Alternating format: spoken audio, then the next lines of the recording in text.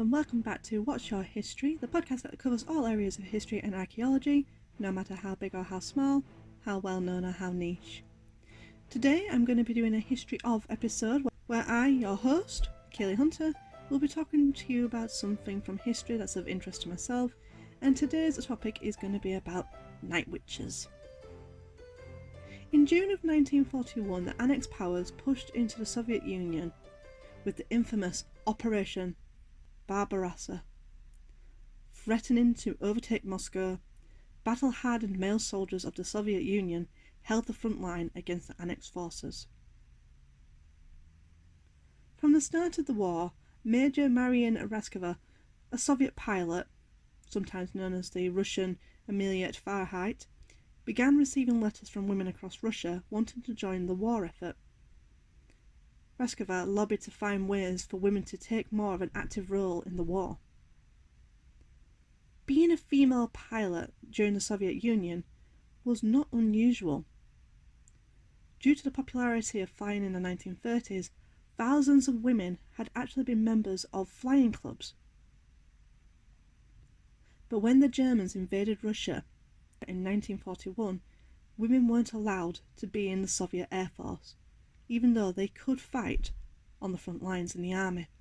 Major Marian Raskova was successful in her efforts in leading an all-female military establishment.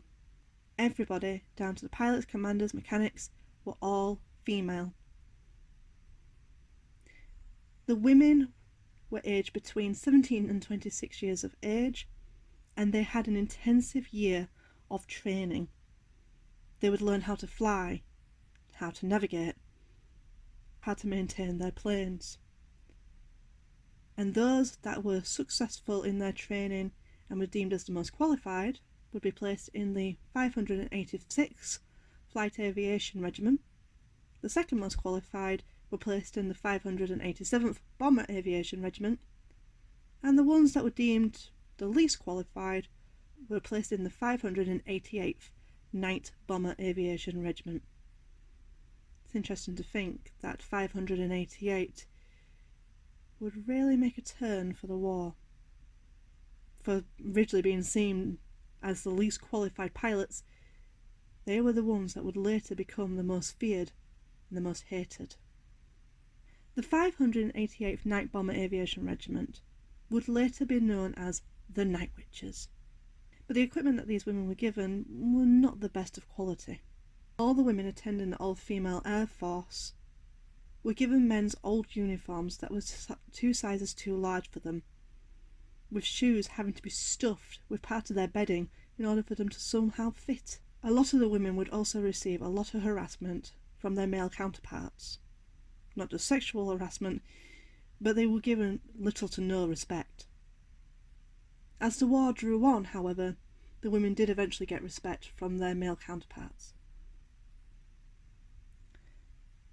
The PO-20 biplanes that the 588 Night Bomber Regiment used were made of nothing more than plywood and canvas.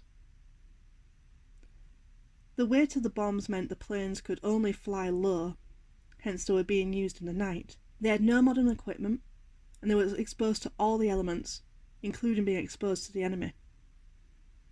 But the advantages of their planes, however, was because of they were lightweight, it meant they could outmaneuver the German planes. And because they were made out of wood, it meant they did not appear on radar. The planes would only carry 2 bombs at a time, so the women would keep returning to their temporary base, refuel, and pick up 2 more bombs and head out again. Sometimes the planes would come back riddled with bullet holes. With one famous lady in particular, known as Nadezhda Popova, I have probably butchered her name, but she's one of the most famous because on one of her night flights, she returned with 42 bullet holes in her plane, in her map, and even in her helmet, and she was unharmed through all of it. A daring woman indeed. How these women would fly their planes is they would fly in groups of 3. When they neared their target, 2 of them would fly off in different directions in order to cause the spotlights to follow them, while the third would kill their engine drift in near silence towards the target, causing a sound, which sounded like a broom sweeping. They would then drop their bombs and quickly start up the engine and then fly off. The silence of their planes and only the swooping sound is how they got their nickname, the Night Witches. Being a night air force caused a lot of turmoil for the German soldiers. They were always on edge, never able to get any sleep while the Night Witches were flying by.